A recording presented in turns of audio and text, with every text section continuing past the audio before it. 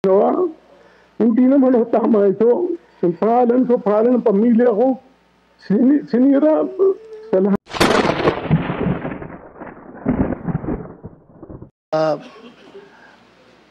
How I wish he is here. But wala siya dito. So, Maybe, Mr. Chair, we can hear from the lawyer of Mr. Kumar about his absence.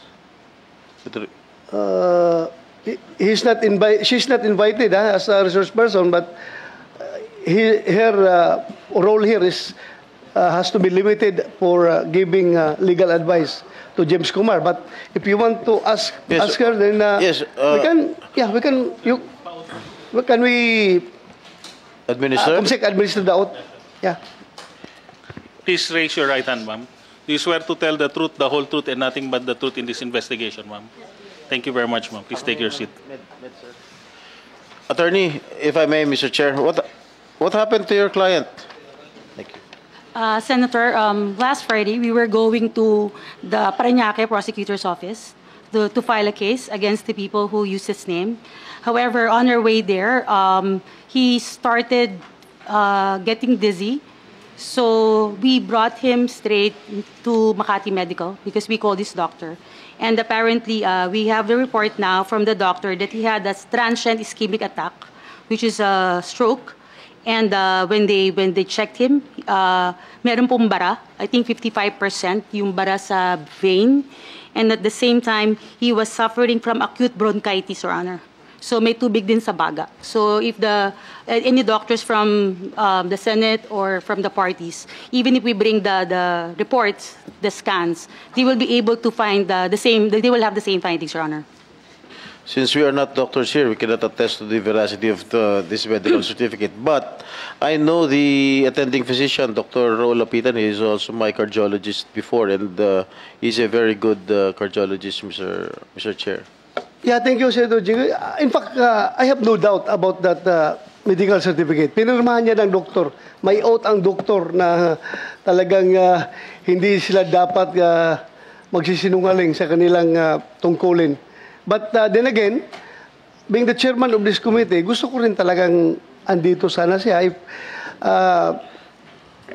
yeah, because kung basehan natin yung video, narinig natin na very serious yung allegations about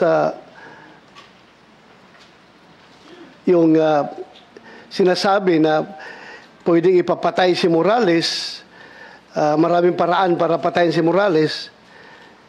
And hindi ko rin makukonsensya kapag after this hearing, kung i-terminate na natin itong hearing na ito ngayon, tapos may mangyari kay Morales, mamamatayan, dahil hindi natin nakumpronta si James Kumar as to the veracity of that conversation. So, I think I am remiss of my duties kung hayaan natin na isara lang ito na hindi mapakinggan si Kumar. Mr. Chair, before I proceed with the questioning for Mr. Morales, I have conversed with the lawyer of James Kumar, and with the permission of the chair, if you will allow it, if he can participate virtually, Mr. Chair. Are you listening, Mr. Chair? Please, continue. No. I'm listening. If I have conversed with the lawyer of Mr. Kumar, with the permission of the committee, with the chairman of the committee, if he can participate virtually from the hospital, Mr. Chair. Well, he is within Philippine jurisdiction, and because of his medical condition, we can allow that, Your Honor. Sir, we are just getting the clearance now from Dr. Lapitan, Your Honor. All right. And we have sent already the link. Just a few minutes, Your Honor. Because Dr. Lapitan is in Makati Med naman, sir. All right. How many minutes are we going to wait? 5 minutes. All right. Diyan na siya, pero ako... Pag may nangyari sa inyo, wag mo kami sisihin, Mr. Kumar. Hindi, sir. I just want to clarify. Gusto ko rin matapos na ito kasi... Sandali lang, Mr. Kumar. Mr. Kumar, sandali lang. Ginawa. Hindi naman ho tama ito. Yung pangalan ko, pangalan ng pamilya ko, sinira sa lahat. Wow, Paki-off na, sabi mo kaya walang doktor dyan. Against doctor's advice. Mag-uusap lang tayo next time, James. Sige na. Thank you. Relax ka na dyan. Relax. Salamat po. Sige. Thank you. I was informed by the lawyer of Mr. Kumar that the doctor of Mr. Kumar has already gave permission for him to testify virtually, if you will allow it. But I have reservations, Senator Jinggoy.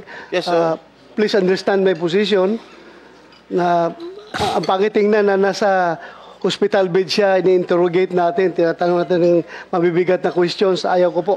Okay. Kaya pasensya na kung I appreciate his interest to be present online, but I don't want to this committee to take part in the deterioration of his health despite doctor's advice na okay na siya.